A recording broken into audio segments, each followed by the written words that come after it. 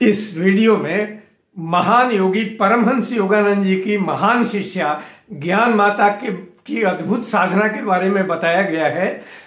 वो दूसरे साधकों का रोग अपने ऊपर ले लेती थी। जैसे किसी को आर्थराइटिस हुई है तो वो अपने ऊपर ले लेती थी, अपने शरीर में ले लेती थी। किसी को हार्ट डिजीज हुई है तो अपने शरीर पर ले लेती थी। विलक्षण साधना थी, फिर भी उनके पास जो लोग आते थे उनको परम शांति मिलती थी और उनके रोग ठीक हो जाते थे।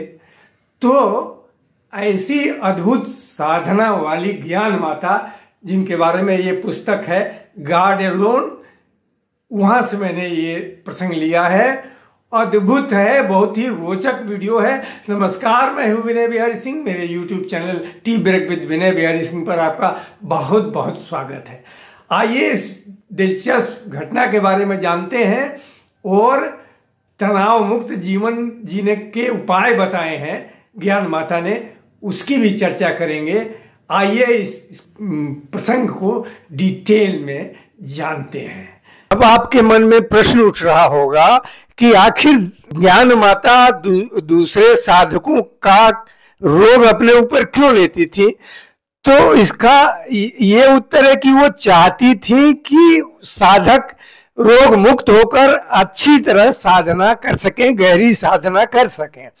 अच्छा, दूसरा प्रश्न आपके दिमाग में आ रहा होगा कि आखिर कोई व्यक्ति किसी का रोग अपने शरीर में कैसे ले सकता है। जो सिद्ध योगी होते हैं उनमें ये क्षमता होती है कि वो किसी व्यक्ति का रोग अपने शरीर में लेकर के उसका जो भोगा भोग है अपने खुद करें।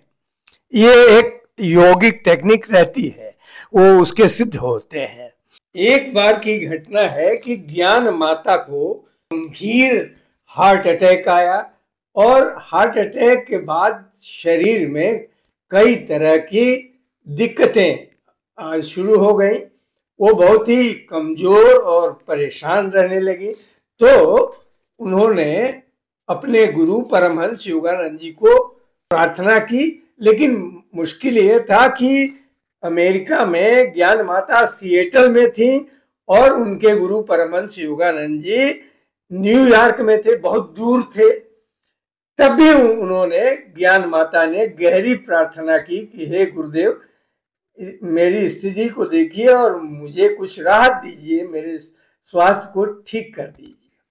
अच्छा, उन्होंने लिखा है कि अचानक ओम ध्वनि का पूरी तरह कमरे में भर गई और लगा कि जैसे कमरे के बाहर से कोई बहुत ही तेज गति से ट्रक गया, जबकि ऐसा था नहीं। और पूरी तरह से उनका शरीर और उनकी पूरी चेतना ओम के अनंत ध्वनि में समा गई और चमत्कार हुआ और इस तरह उनका शरीर पूरी तरह स्वस्थ हो गया।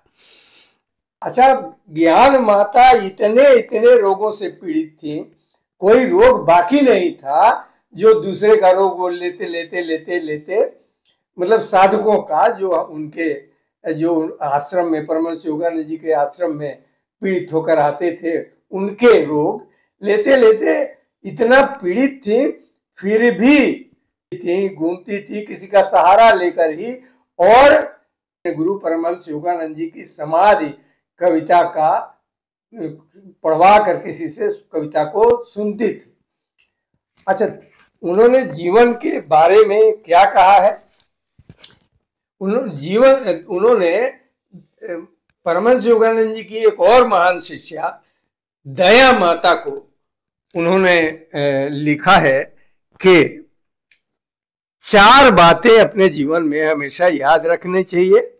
एक, सी नथिंग लुक नथिंग, यानी कुछ भी मत देखो, बस एक ही लक्ष्य होना चाहिए, वही चमकता हुआ लक्ष्य।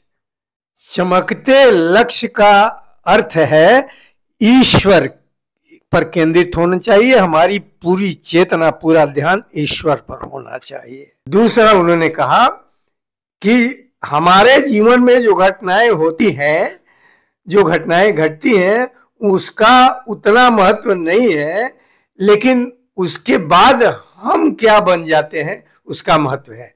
यानी उन घटनाओं का प्रभाव हमारे ऊपर क्या पड़ता है, इससे फर्क पड़ता है।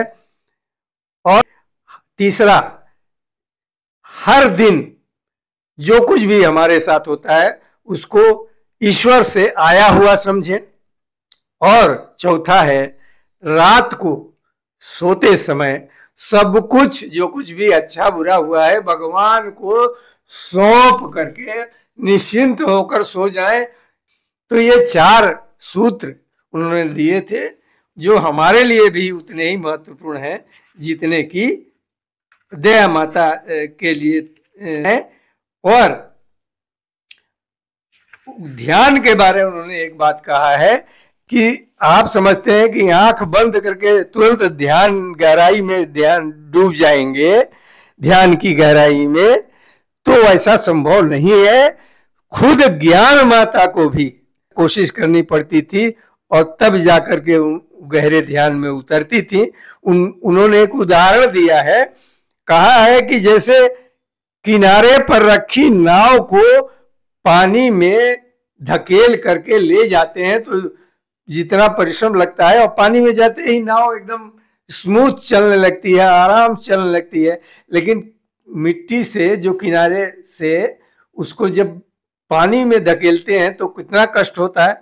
उसी तरह शुरू में ध्यान एकदम से गहरा नहीं लगेगा, कोशिश करनी पड़ेगी। ज्ञान माता का तृतीय नेत्र खुला हुआ था जो ललाट में होता है दोनों भौहों के बीच।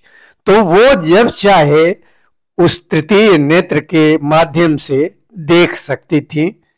तो किन किन रोगों को उन्होंने अपने ऊपर ले लिया था, देखिए, एक तो बाईपोलर, दूसरा उनकी लाल रक्त कणिकाओं का साइज बढ़ गया था, भयंकर कमजोरी, गैस्ट्रो इंटेस्टाइनल रोग, नर्वस डिस्टरबेंस था, किडनी का रोग था, अर्थराइटिस, और उनके हाथ क्रिपल्ड हो गए थे, माने टेढ़े हो गए थे। ये सारे रोग उनके नहीं थे, उन्होंने लिया था जानबूझ करके ताकि साधक अच्छी तरह ध्यान कर सकें, वो रोग मुझे दे दे। अच्छा, तो आपके मन में सवाल आ रहा होगा कि क्या उनको दिक्कत नहीं होती थी? तो नहीं, वो कहती थी कि जैसे एक शक्तिशाली पुरुषाली व्यक्ति कमजोर व्यक्ति की मदद कर देता है, वैसे ही आध्यात्मिक रूप से शक्तिशाली साधु महात्मा आध्यात्मिक रूप से कमजोर लोगों की मदद करते हैं। यह रोग लेना वैसे ही है। और वो शरीर को बिल्कुल वो नहीं, और खूब आनंद में रहती थी, ऐसा आनंद कि उनके पास भक्त बैठते थे तो उनको भी आनंद मिलने लगता था। बताइए, इतने रोगों के होने के बावजूद। नमस्कार।